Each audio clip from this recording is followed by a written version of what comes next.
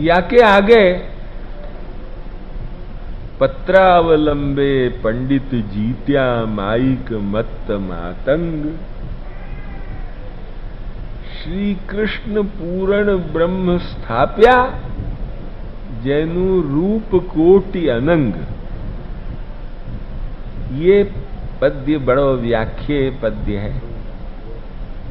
अब शरीर बराबर न जाने क्या 3 दिन सु हो गई है, ज्यादा बोलियो नहीं जा है, बहुत त्रास हो है शरीर को। फिर भी जितनो हमसु कहो जाए इतनो हम कहेंगे, बाकी रह गो तो फिर कल कहेंगे या के ऊपर।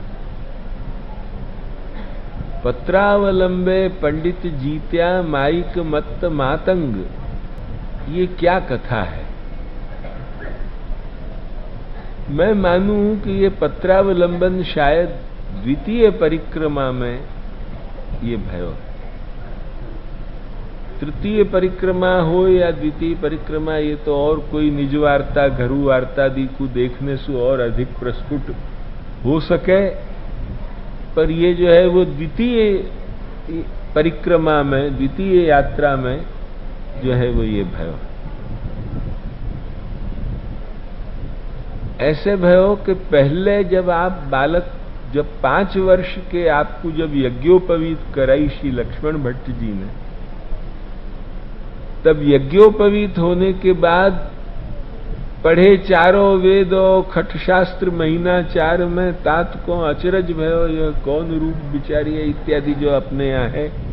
तो वो जैसे 52 दिन में या अमुक दिन में, कितने 52 दिन के ऐसे दिनन में जैसे ठाकुर जी ने सब अध्ययन कियो, ऐसे जो है वो संपूर्ण अध्ययन महाप्रभु जी ने 4 महीना में कियो। अब वो करके वासु जो है वो पिता को अचरज भयो, गुरु को अचरज भयो कि अरे ये क्या, उन सबन ने तो पूर्व जन्म संस्कार अनुमान कियो, लक्ष्य में आई कि नहीं जब तक पुरुषोत्तम के स्वरूप को। अब लक्ष्मण भट्ट जी तो अक्षरात्मक है, ऐसा समझ सके, किंतु और तो नहीं समझे।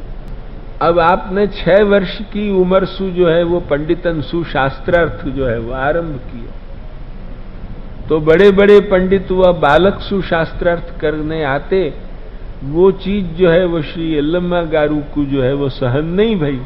अरे मेरे बालक को बहुत हैरान करें, पंडित लोग आके हर वक्त शास्त्रार्थ करें, ये बालक को दिन भर बोलना पड़े, थक जाए मेरो बालक।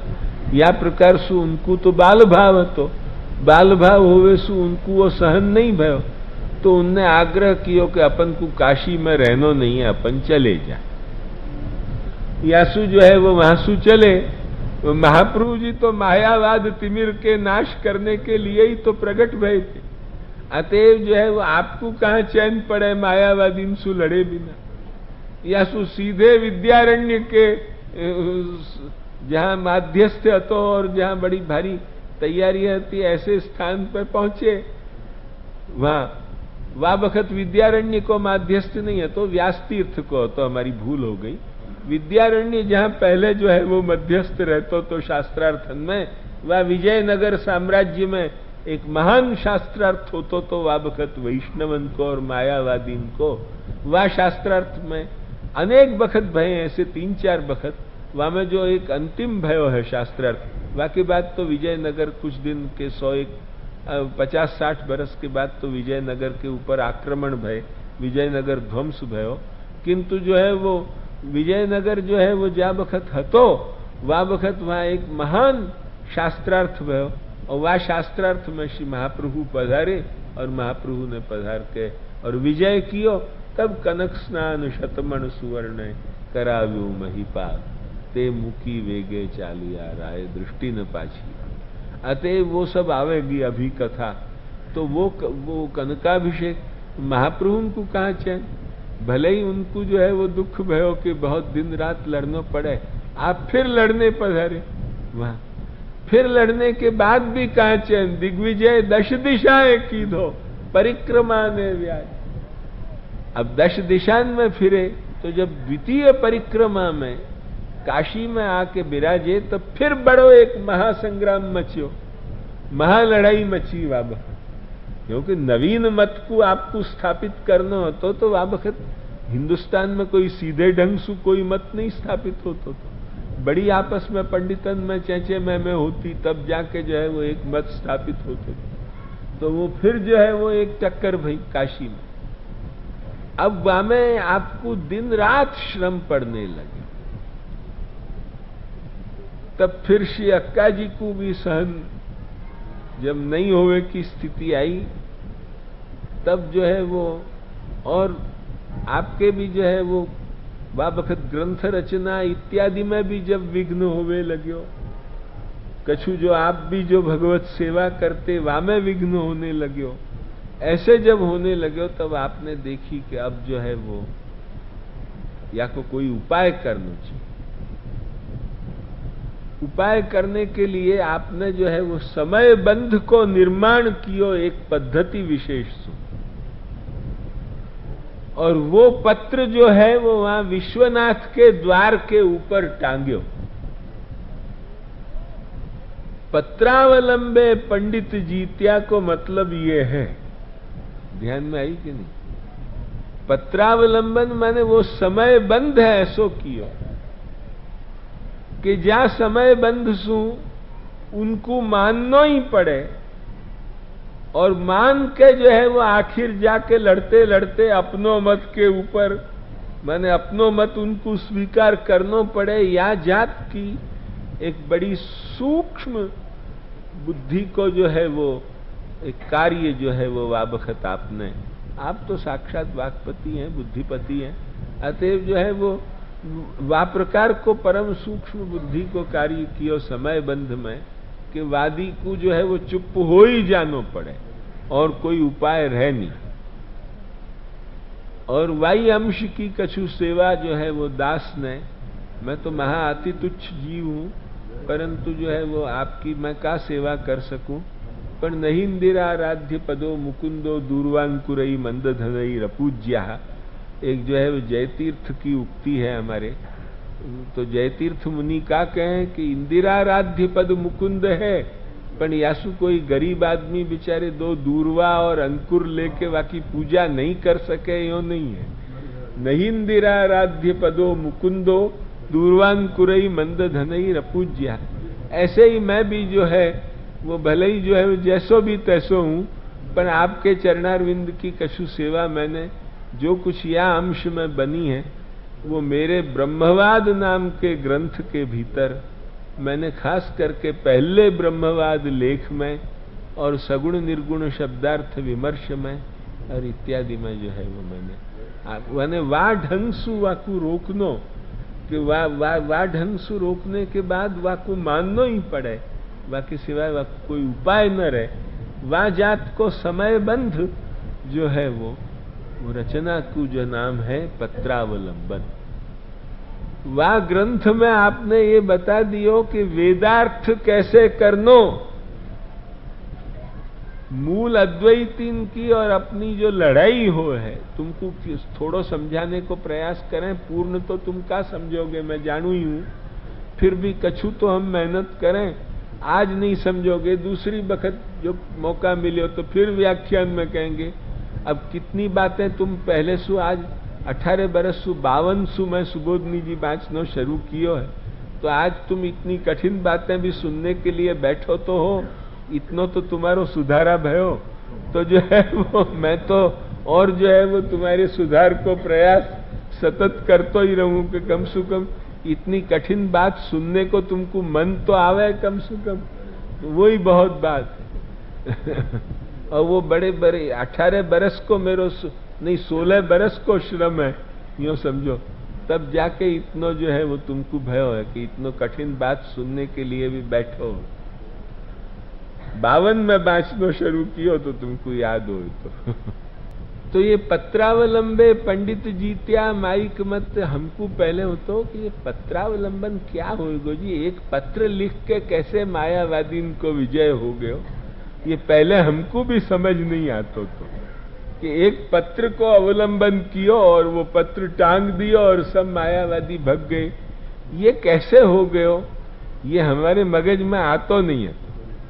पीछे जब हम समझे कि हाँ ये ऐसी काम कियो आपने कि जो हो ही जाए, मुंह बंदी हो जाए, वो क्या आपने कियो, जरा यही तुमको समझाने को हम प्रयास कर रहे हैं। जितनो समझो तुम्हारो भाग्य, हम अपनो मेहनत कर रहे हैं। आपने हम ऐसे ढंग से कहें जैसे कोई कहानी कहते हैं।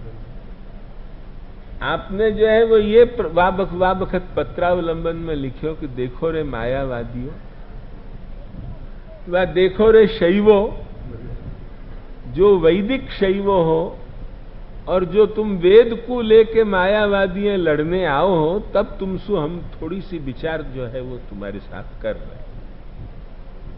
यो समझ लो, यो आंखों सब यो ही है नहीं। वहां अलौकिको ही वेदार्थ न युक्त्या प्रतिपद्यते तपसा वेद युक्त्या वा प्रसादात परमात्मना इत्यादि सब वाटिकाने ये धातु शब्दा यत्रार्थे उपदेशे प्रकीर्तितात तथैवार्थो वेदराशे, ये सब ऐसे नियम दिए कि जिन नियमन में जकड़ के मायावादी को दबनो ही पड़े।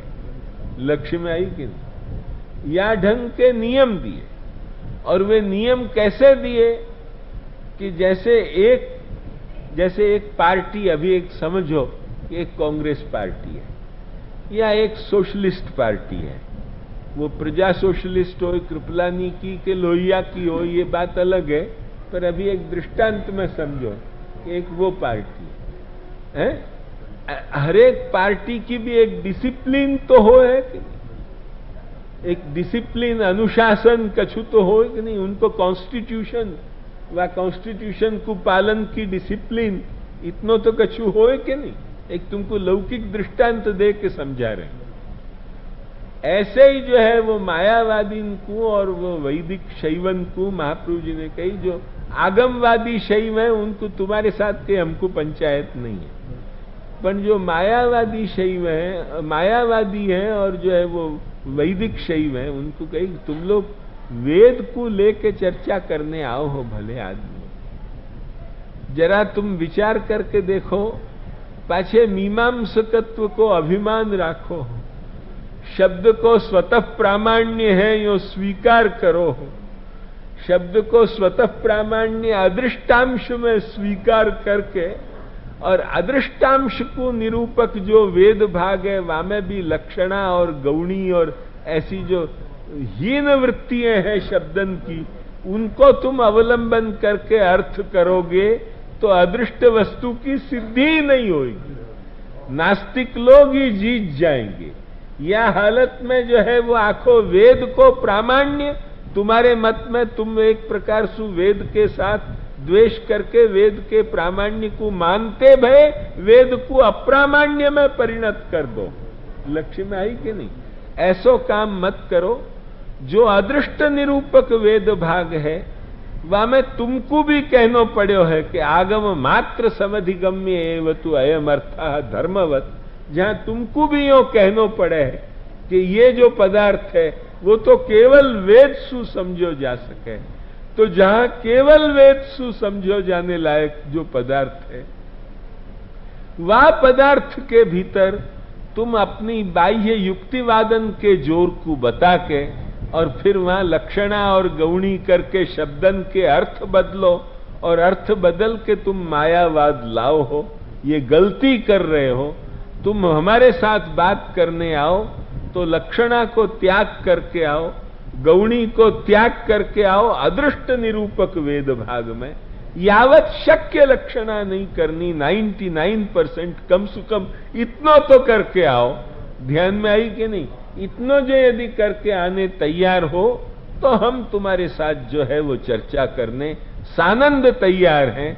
या समय बंद सु कोई की आने की हिम्मत नहीं थी। और ये इतनी बड़ी चीज है, या की महत्ता तब समझ आवे है कि जब मनुष्य पांचों भाष्यन को गंभीर अध्ययन कर ले है, तब वहां तक या की महत्ता समझ नहीं आवे।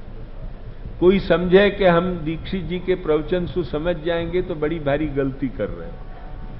पहले पांचों भाष्यन को जब तक गंभीर अध्ययन नहीं कर ले तो जो है वो वाकु ये बात समझ पूरे रूप से नहीं आवेगी। अब हमको जो या को आनंद आ रहे हो वो हमारो ही मन जान रहे हो। ध्यान में आई कि नहीं? तुम लोगन को वह ढंग को आनंद नहीं आ सके। लक्ष्य में आई कि नहीं, तुम केवल इतना ही समझो कि जैसे महफिल में बैठ के और वह क्या मालकोश गायो, पर वह गावे वाले ने का श्रुतियां लगाई और वहां कौन सी जो है वो स्वरन के कौन से ठाठ और क्या बात, और वो आनंद जैसे कोई परम मर्मज्ञ आदमी समझ सके, ऐसे जो है वो वाहवाही तुम कर लोगे। बाकी जो है वो वाको जो मर्मज्ञता है, वह मर्मज्ञता पे तुमको अभी पहुंचना बहुत दूर है भाई, ये बात निश्चित है। ये जो है वो वस्तु ऐसी है कि अमुक ज्ञान के बाद ही ये मनुष्य को मिले, और वह वक्त ये अनुभव हो है कि महाप्रभु जी ने क्या समय बंद रखे। मैं तुमको टूके शब्दन में कहूं, मैं माध्व मत और रामानुज मत पढ़ के आयो, अहमदाबाद में 56 भोग तो मेरे ही जीवन की एक घटना कहूं। अहमदाबाद में 56 भोग, शायद नटवर गोपाल की जनोई अतीक जाने का हतो, हम 24 बरस के हते, गोपीनाथ 22 बरस को तो वाह बखत की कथा है। हम लोग श्यामू दादा ने 56 भोग कियो, बड़ो भारी, हम लोग काका जी के साथ गए थे।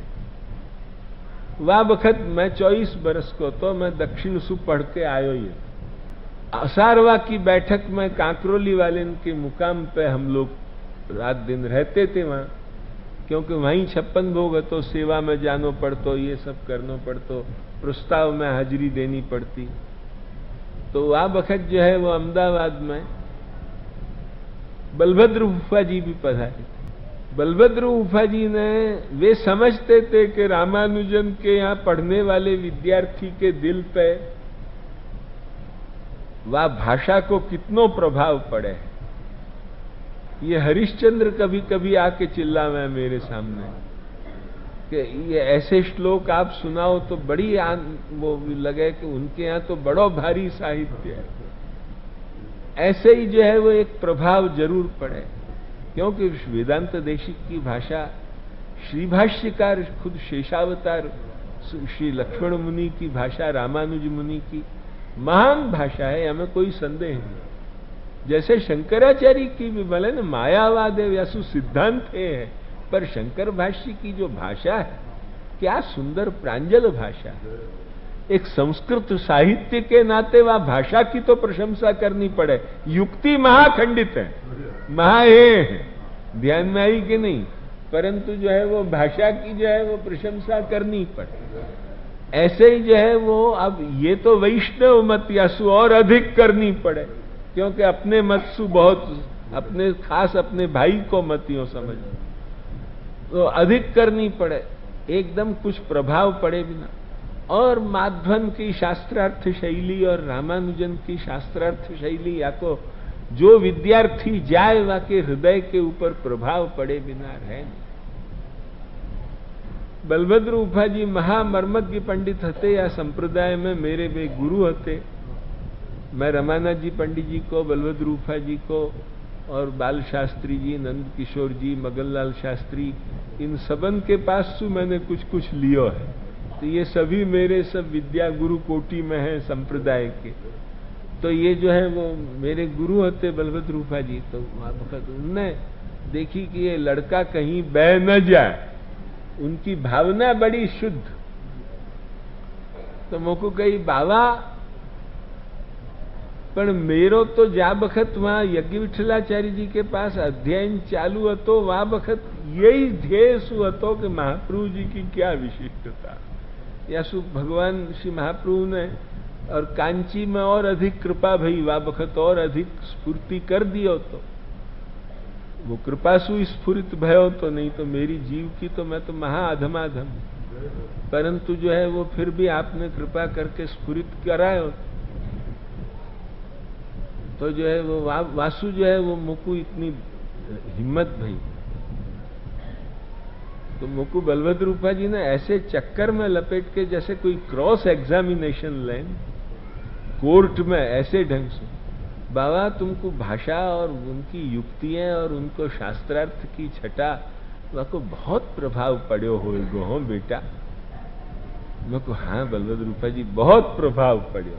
तुमको लगता होगा कि अपने यहाँ के ग्रंथ ऐसे नहीं है, मैं को ना बलभद्र रूपा जी यो नहीं लगे।